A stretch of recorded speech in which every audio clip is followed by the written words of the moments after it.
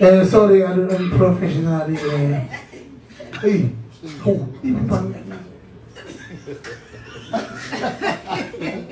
kalau pun pandu ingin apa dia mati, ini pandu tahu macam ni.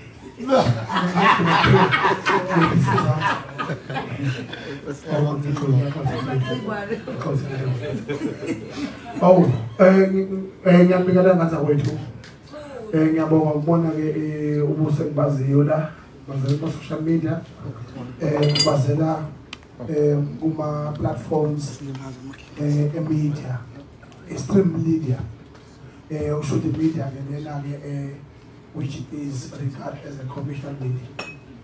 For now, in their dying extreme, is how we have a long kind kanya kahlile manje ukuthi ba nganza kwethu ngiyabonga kakhulu sibalo wami papa J abanye abantu abazi bethu uzochawula nje bethu umsebenzi wakho wenza kahle kakhulu uyazama hayi uyazama ukuthi ube neqiniso futhi ube business minded yabona ngoba pressure out there is too much. When you don't have brain, when you don't have a backbone, you can die anytime. Ziyakhala manje. Thina ke njengabantu abadala kufanele simfundise iqiniso kuyilona neqiniso lodwa neqiniso lonke. Ngiyabonga kakhulu ukubona Makhobe yaqala ukubona umuhle kangaka. Hawu. Yazi le nje abafethu usuku nosuku lesibili kwabo lwakhe. Kuthiwa wenza isilumlomo Tuesday. Uthi impilo yakhe ayishintsha akaze ngibona ihlamvu elishintsha. Hlamvu permanent. Ngizomfonela mina masondo wena. Masondo cha ufela ngashakhe. Loya awona lo izinto. Ayilungisa umsana wakho futhi. Uhlule mama wakhe ngasekho. Safana hayi wahlendo. Nganza kwethu sila emlandweni. Mina ngumongameli Mabhinca. Ngaphambi kokukhuluma ngicela ukuthi icule igama nebizo ilasungulwa iAfrika ingakhululwa. Iningizimu Afrika ingakhululwa. Nkosi sikeleli Afrika. Mana nganza kwethu ngicela sukume sonke ngamabomu ngoba imina ubaba kini asicule leculo leli noma singaseqedza so la dida khona somini khona 1 2 hawu embambame lapha we hayi namle mama sonke hayi kuhle kodwa wami nola nje hayi kuzaster ngikhumbula ukuzaster nje tomayithi lokuya le ikhada lenkukhu liyaduka nabidunguda abantu besaphila kanti cha hayi amawings nayo indawo kwenye indawo yinja nje kuduza kuya amaqhubu esweni inko sokuma mthongo namabomu ngene kwethu bacela Nkosi sikeleli Afrika malupaya Yesu tumonayo izwa imithandazo yethu Nkosi sikelela thina lusapho lwayo murena uru sichama sa Yesu ufedise imaseye usiburuge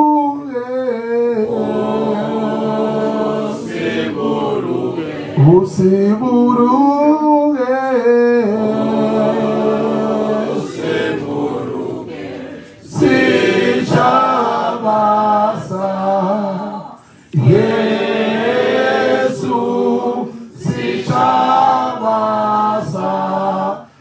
South Africa.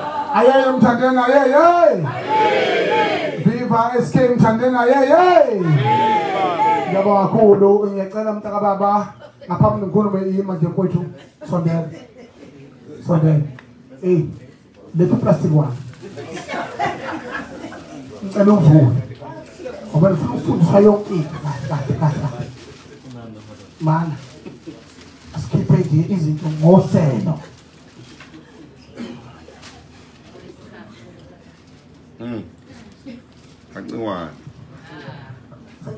This is the first one. Yeah. Number 1 artist in South Africa at the moment.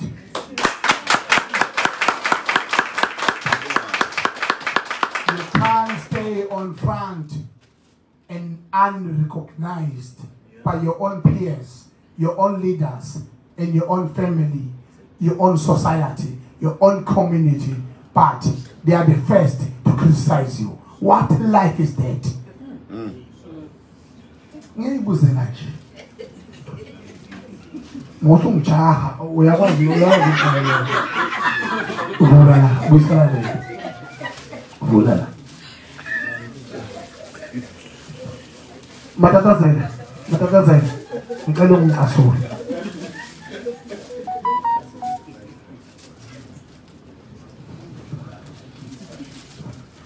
My brother, you deserve the flag of South Africa.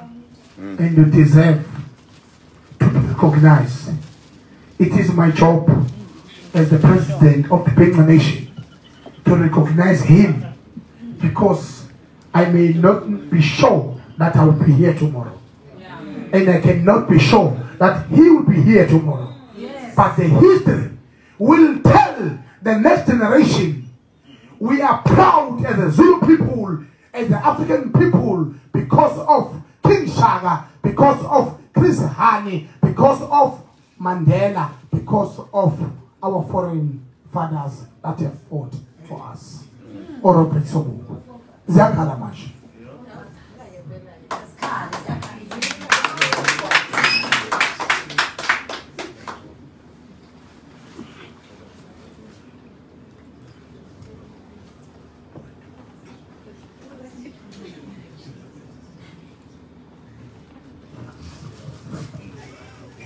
The colors of the flag of South Africa represent everything.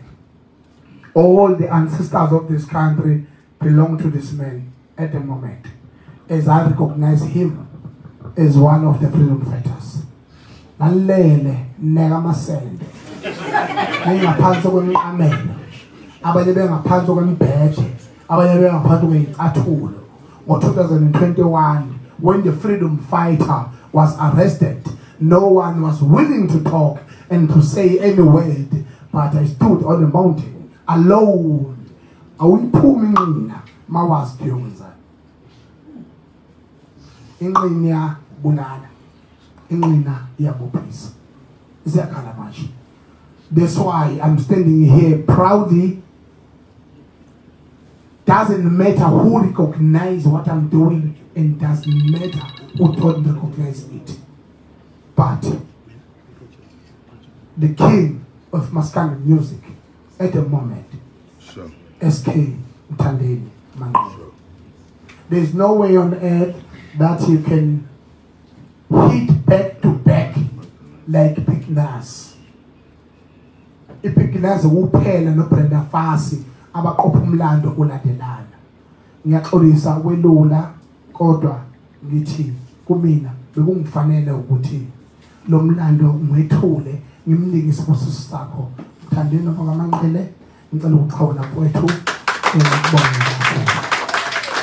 kakhulu, ngibonga nomndeni wakwashandu, ngibongela wasimambatheni, ngibongela umndeni wakwaManqele, ngibongele umphakathi wonke nomndeni wasemdletsheni la ngizalwa khona ekhaya kwamama.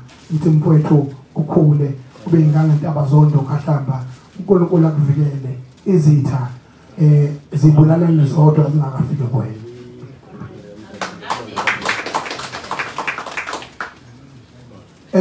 Okwami kakuningi ukwethula yena Mthandeni. Ingabe ngiyaphosa izandla bafowethu. Hawu Hawu. Ewayibeka bo. Nali ikhotho uyibeka.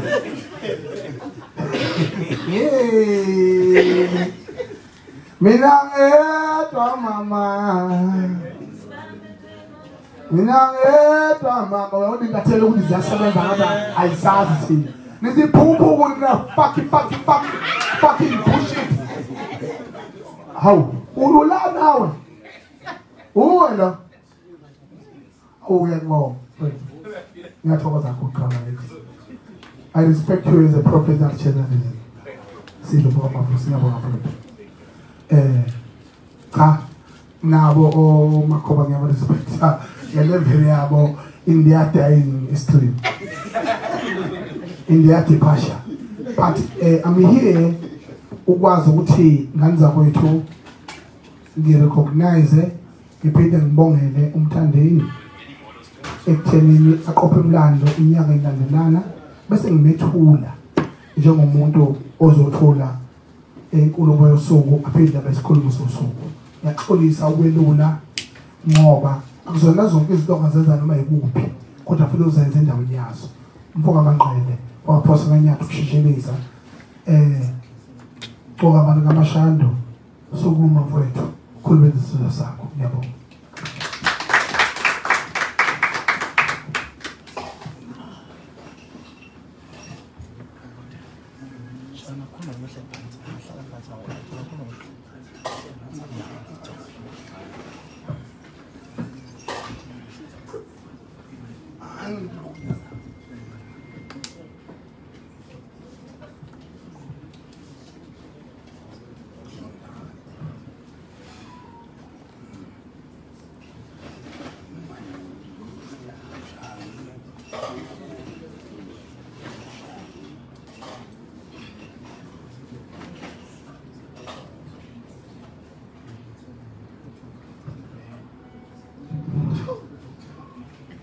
Nginkulu into obeka nehlonipho ngizocela ukubingelela obaba nobhuti nosisi odadewethu namakhosikazi akhona lapha namashitshi mayikhona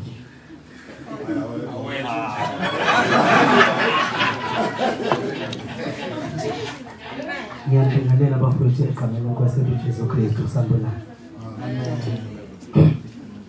Izwi lami alikho kahle ngenxa yokuba up and down ngamabhana wethu phazamisekile kancane kodwa-ke ngoba ngiyena vele umuntu ovukhali ngicabanga ukuthi uzozwakala ngihlale nginjena vele selokhu ngazalwa ngazi ngilonye wawawa. Ngizocela ukwethula isigqoko nokuphawu lenhlonipho ukukhombisa ukuthi ngiyakhuthama phambi kwenu, ngiyathobela phambi kwenu ngesikhathi senu. Ngicela ukukhuluma. Ngiyathobela phambi kwenu. Ngiphinde ngicele futhi ukuthi mase ngisethulile sizethule nathi sonke igqoko bese sikwazi ukuthi simele uNkulunkulu umnikazi wakho konke abe in charge lapha sikhona njengamanje. Ngiyacela bafuthu thula igqoko esikusiza ngalutho vele ungaphinde usithwale beka phansi. Ngizocela ukukhuleka kafishane ngithi qapho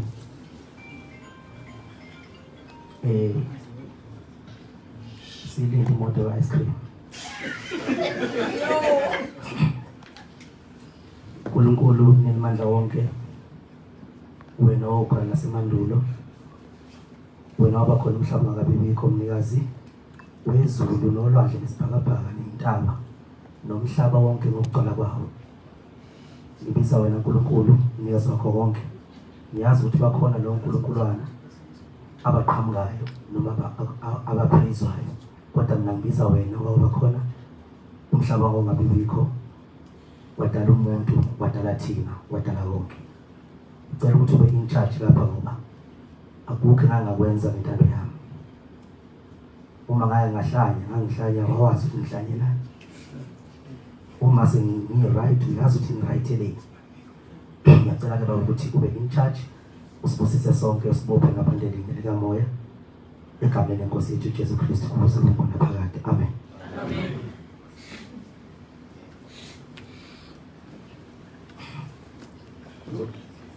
Uzothanda kuba mfishane kakhulu ngoba umdlalo wami ngisheshe ngiqede kusesemnandi kuze ngilandeleke nakusasa.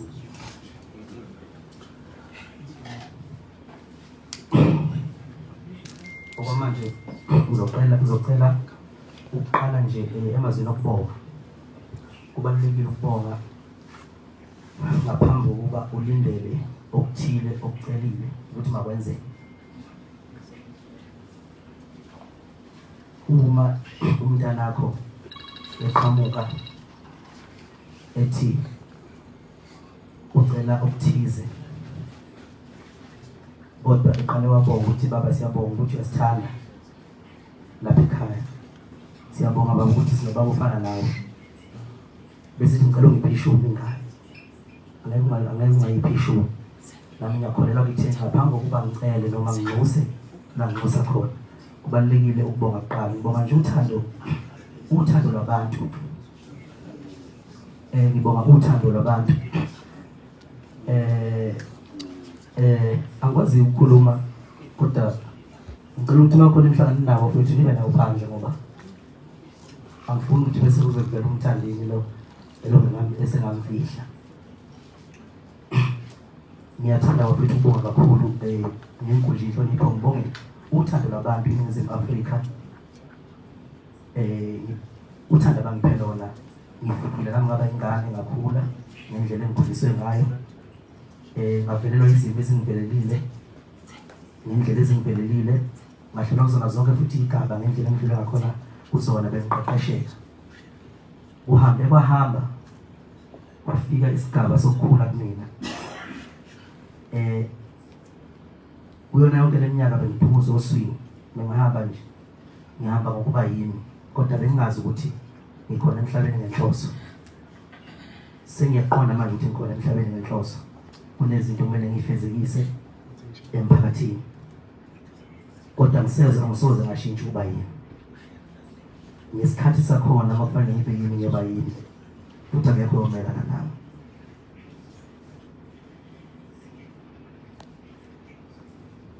Kunamagama engiwashiya isikhathi esiningi mina, yonke into emangisho ngikhulumisa okohlala kuthiwa ngiyanguzwa ukuthi kodwa maphela 3 days noma 3 weeks wonke umuntu usuyevumelana nami. Ngithi mina baba wafela ezandleni zami ukuliwa ngesikhathi sezimpi.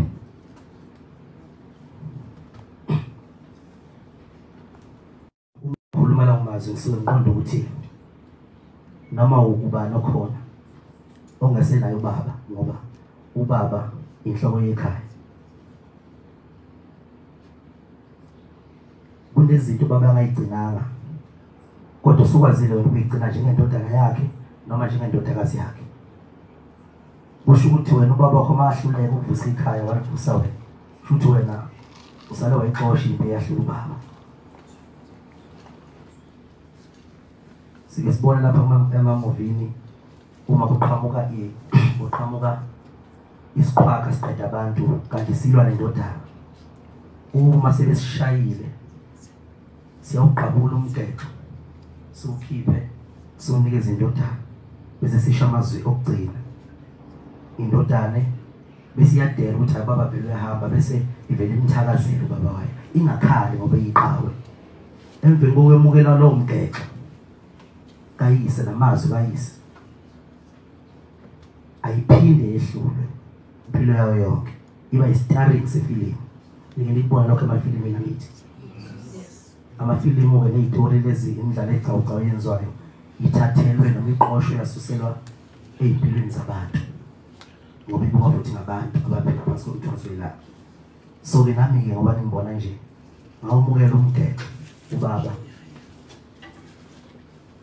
amaviyo sengiyowaguqisa mina ngwanqobe angaphezu kwalawa ngqotshwa ubaba.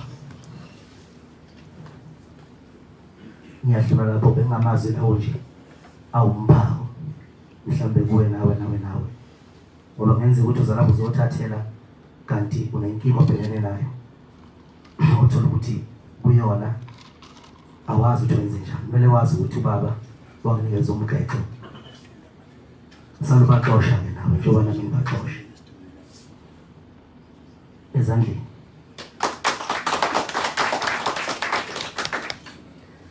Bese ngingena kwingqikithi esingayo la i-summer experience okuwumcimbi wokuqala empeleni endaweni yaseMdletshe emakhaya. Njengoba silapha esilungwini nje koThekwini, ngifuna nazi ukuthi kungoba bonke abasebenzi nabafowethu abasebenza ukusabalalisa izinto ama-journalist ami lapha ngiwahloniphayo nabafowethu bonke nje abakhona laba abakwazi ukungiwashela, abakwazi ukuwasha igama lami. Bafowethu ngiyabonga kakhulu nonke ne-DVD ekhona la. Bafowethu ukufika kwenu kwangisiza kakhulu, abantu bakwazi ukubona umthandelo kuyena yena, hayi lo mthandelo bovele umthinta ikhanda mayisephendula bese kuthiwa nembonayo. Umfana nje uqondile owazi isithembu sakhe, onenhlonipho futhi ukhuliseke kahle. Uzolimi noma ngikhuluma ukuthi ngikhuliseke kahle. Silapha-ke ngomcimbi i-summer experience okumcimbi wokuqala esifisayo ukuthi ube impumelelo nesifisayo ukuthi ube injabulo yabantu. Bengafisi ukuthi kufikele iminyaka yokuthi ngize ngibe nemicimbi othola ukuthi uthinta mina ngisewumuntu osabishe odakeni lwezingulube oluxovwayo umaskandi ngaphambi kokuba ufike lapha kulesi sihlalo ngikusona. Kuyangijabulisa ukuthi-ke ngiyimi lapha namhlanje noma ngiphambi kwenu nje nginayo yonke experience njengomfundisi owajola wantshontsha waqhekeza wenza yonke into ekhona. Uma ekhuluma nabantu ukhuluma ngento yazi uyazi labantu akhuluma nabo ukuthi banjani. Lo mcimbi-ke bafowethu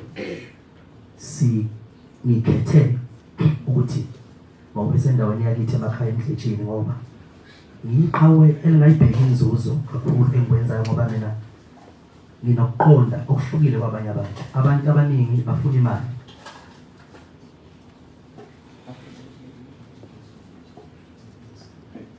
Mhlambe ngiyibeke nje banayo amalungu eyikwili bafuna imali, yabona. So-ke mina ngiyena umuntu target yakho kuyimali. Mina into engizele emhlabeni ngiyaqonda ukuthi ngiyiqhawe, angidingi ukutshelwa futhi ngalokho, futhi angidingi ukukhankasa ngiphoqa abantu ukuthi lento engiyona ngiyona impela nje, futhi into ebe-wrong sengiyazazi ukuthi ngilento vele ngiyona. So-ke imali angaze ngingayithanda kwasekuqaleni, mhlawumbe kube ngathanda imali ngaba ngifikanga lapha engikhona. Inhloso-ke kuwukuthi wenzeke lo mcimbi ube impumelelo.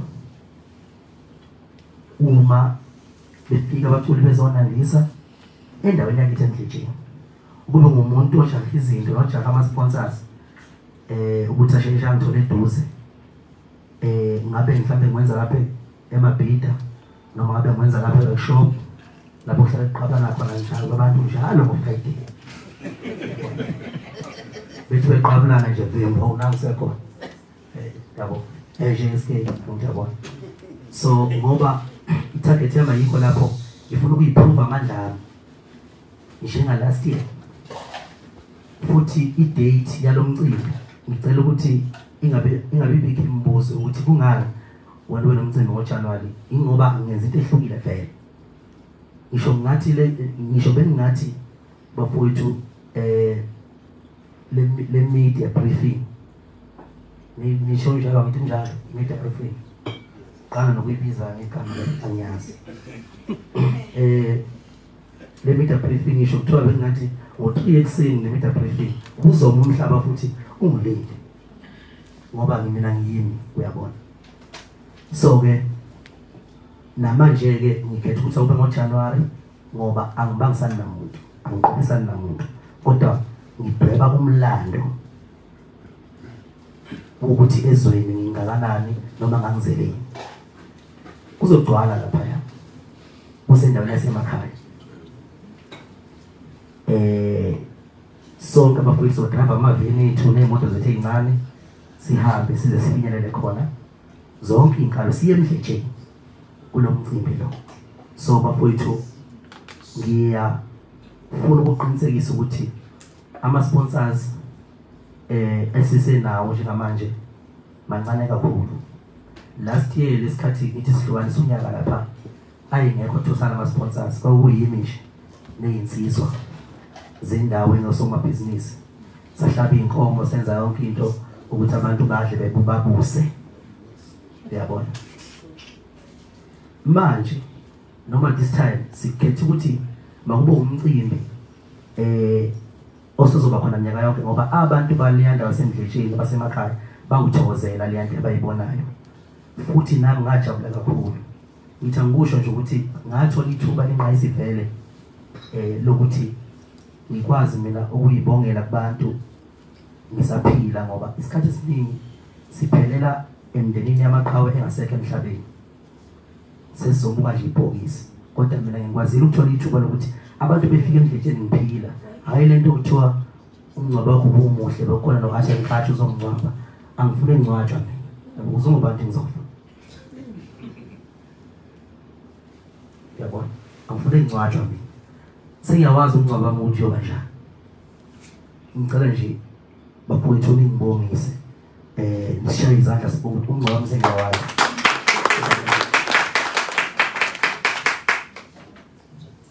Baningi abantu abangawazi umngcwabo wabo uthi unjani ngoba kubuye ngokuthi uphila nabantu abanjani, hamba indawo enjani.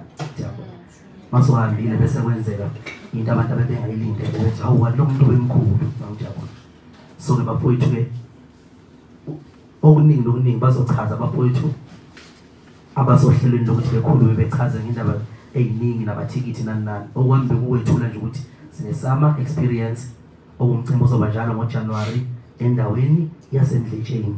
Umcimbi odadewethu nabakalini babone bephithiphiza lapha namaphinifa begana isikhathi singakafiki. Befike namaphinifa abo lapha. Vele futhi asikathathi. Mhlawumbe ngathi lifanele iphinifa ugcine ususale into engasahamba. So ziningi imfashini abantu ababhizi ngazo abazenzayo sibabuka nathi lapha uma sesiqashile ebusuku. Uyabona siqashiswe nje ukuphatha indima ngoba ukuphatha indima yaqashisa lebusuku awulali. Uvela ukuthi uma uwafana amehlo bonke ngizopha abaselambile lebhola. Uyabona? Bese yavuka. Uyabona? Uthola ukuthi hayi zonke intambo isengakwena. Angikho ke lapho bekuyilokho nje bafowethu ukuthi bengiqinisekisa ngomlomo wami ngingomthandeni ukuthi bafowethu ukhona umcimbi osemdletsheni evikini lokuqala kuJanuary. Abantwana abafunda ezikoleni basuke bengakabuyi. Futhi ke ngicabanga ukuthi kahle impela futhi le media briefing bese eThekwini ngoba abafowethu abahlushwa kakhulu abaqashi bala eThekwini amandiya. Uyabona? So ke siyazi ukuthi amandiya India ukuthi amandiya ahlupana nabafowethu nami ngine-experience yalokho. So xoxa ngelinye ilanga. The fuck you did it, Kabla.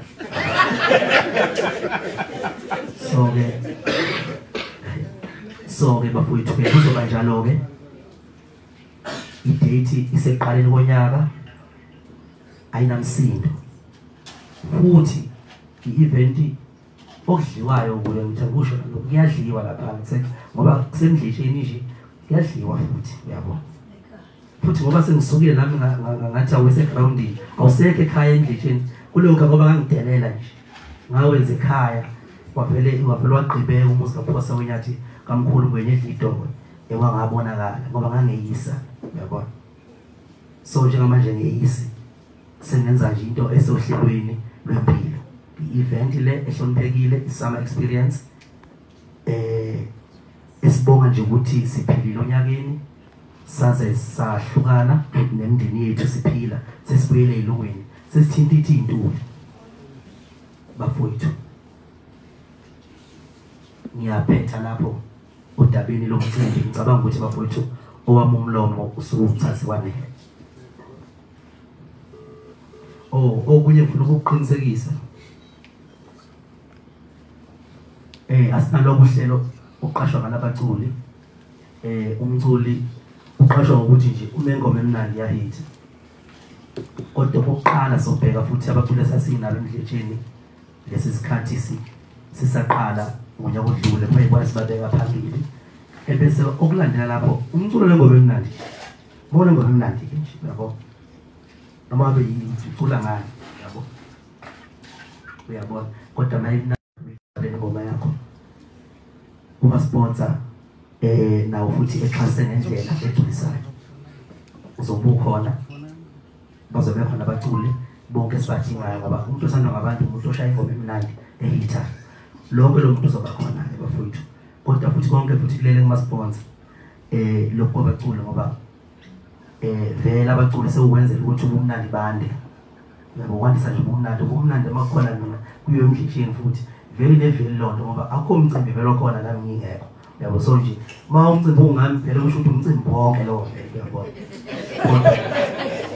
Ngoba sesifuna nje ukuthi ukushonisa ilanga kuqhutshekwe kujaji abantu bejabule injabulo ibeningi. Kuyaphoqa sibe nabo abaculi abazonandisa nami ngisasuka lapha engisuka khona. So ke ngizofuna ukugcizelela kakhulu futhi ngiyathanda ngoba ngiyayibona nezinye insizwe ezingelayo lapha ezikwahulumeni uyabona. Angulazi ukuhlela lapha uhulumeni wenze kanjani. Ugcina babehubhana namasonto lapha nje funa imali sebengasakho yabo. Bafowethu lapha uhulumeni ngiyimisela ukuthi ngifuna ukusho ngo uhulumeni waseNingizimu Afrika noma ngithi nje uyangikweleta. Angiyena umuntu mina owenza ama-event njalo mina ngumculi kahle kahle yabona. So le event lena iphoqwe ngabantu ngenxa ukuthi nami ke ngihlonipha abantu kwaphoqa ukuthi awube khona ke lo mcimbi iminyaka yonke.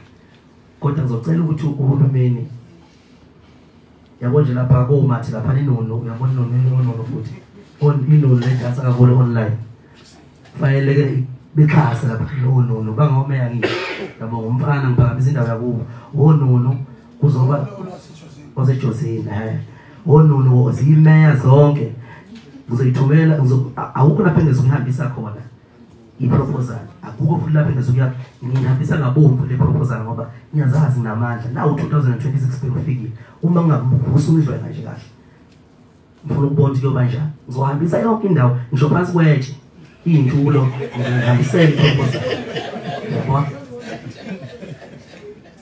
uyabona. So ngiyafisa ukuthi kube ukuthi bahlanganisa amakhanda ngisho iDA ngisho iDA angikhethe inhlangano ngisho iphi inhlangano ngoba mina ngiphethe abantu ngiphethe iphawo engatholiwa yabo. So akaze ngenze imicimbi noma ngenze imicimbi ngikhipha yona imali lena engiqashwa ngayo ngijabulisa abantu nginikele ngoba angishilo ngathi angiyena umuntu ogodi kakhulu ekujaheni imali ngemuva. Imali iyejaha mina yabo. Bawumtshela nomcimbi umcimbi ngama sengisebenzile yibo abangigijimisa bengifuna ama-account ke ngithule nje inyanga yonke. Hayi ngoba ngisigwile ngidelela nje uyabona. So ke manje ke bafowethu ngiyimisela ukubona uhulumeni eyixhasa le event summer experience. Ngiyimisele ukuthi ngimbone uhulumeni engenelela lapha ya art and culture. Ngiyimisela ukubona uyixhasa le event. Ngiyaqala ukukhuluma ngoba ngikhuluma kanje ngine event ngiyaqala lokuba ne event ngine power engane South eNingizimu Afrika uyabo. Mhlawumbe futhi after lapha nami usenkulunkulu uzohamba nama ngikhumbule yabo. Manje umuntu uphila kanye akaphili kanini. Ngiyacela abafowethu ukuthi lento lena ngihlale ngiyizwa yokuthi uphinde lapha phezulu ekhundleni kunempambo siyokwenza ukuze uthole uxhaso ngoSanthini nakomhlaba ningenzi phela bafowethu nami ngize ngisonto awubathi ngempela xhasani nomcimbi yabo ngoba ngoxhaso lomcimbi futhi leyo nto ikhona ngoba phela mina vela ngihlangani naleyo mpambosi leyo uyabona so ungahlangani kwami naleyo mpambosi akungangezi ukuthi ngaxhaseki bafowethu athi ngikhasha kuxhasa umcimbi wasemdletsheni wedongamelisha kamshubhe inkanka abanenkani endlabeni pheka amambatha sebesina madela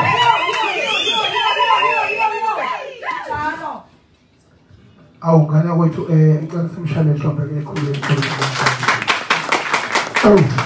angihlale phansi ngicela ifoni ngoba lapha azile lapha ukuzomemezela iteleka ukuthi one must teleka this and that ngicela siphinde ngelikhulu mhlawumbe waphasa wena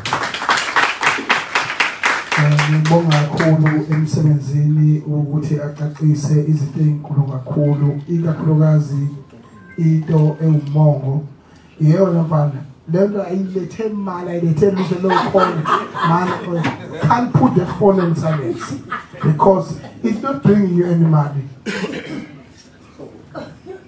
It's costing you in terms for sec everyone must be on call on silence unless you are alive. And then where's the mobile? Okay. Into baleka kakhulu kwela phanganza kwethu aphamthi ke ngibuyisela uhlelo kumfowethu umngoni usibalo wami kumpashi aqhubeka nehlelo eqondileyo njengomqondisi ohlelo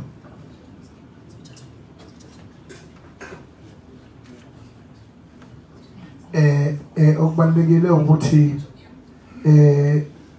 njengamanje lezi zinto inkinga lensizwa mina ke ngamza kwethu okunye fanele ukwazi ngami imini umnikazi webongo imina umnikazi webongo amabhinqa wami nonke ngiyahayika lapha nime ngwaqele ku freeway isiteleka siphile ukugada noma ukugada umzilo nenihayika ke nihayika emsebenzini wami engawuthatha kuphodloza abanye bayahleka ho bayangabasa awubingelela usuhleka kangaka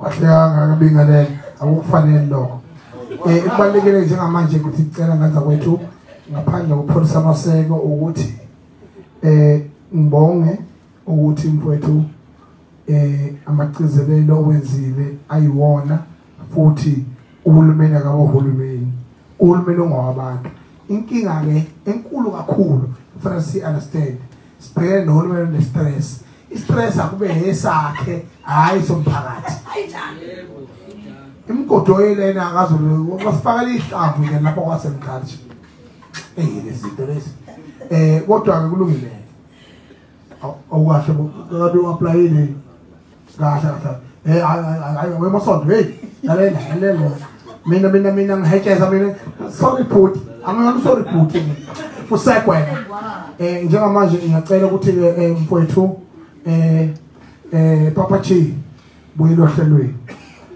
umasondo ngiyamazi umfowethu Matatazela hlala siqhuzana naye Matatazela yima ngizophupha isikhafu sami njengamanje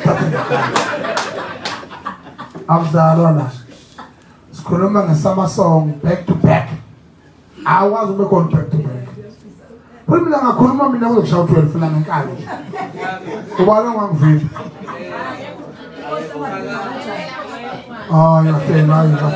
hayi ngahleli ngaku sibane ebonga kakhulu nganza kwethu sikanhlonipha amalungelo enu futhi nombuzo yenu iyothathwa ngesikhathi esifanele intabeni mfowethu uwandlulele kahle wachaza kahle siyathokoza ngoni ngiyathokoza